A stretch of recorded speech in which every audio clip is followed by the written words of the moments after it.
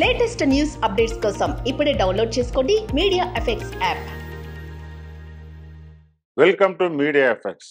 ఆమ్ Aadmi Party MP Swati Maliwal తనపై జరిగిన దాడి మీద మరోసారి సంచలన వ్యాఖ్యలు చేశారు.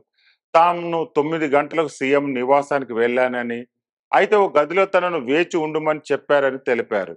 కేజ్రీవాల్ ఇంట్లోనే ఉన్నారని, ఆయన తనను కలిసేందుకు వస్తారని సిబ్బంది చెప్పారని వెల్లడించారు.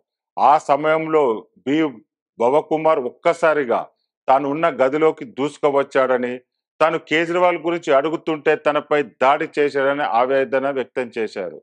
7-8 సార్లు తన చెంపపై కొట్టాడని, దీంతో అతన్ని వెనక్కి నెట్టివేసే ప్రయత్నం చేశానన్నారు.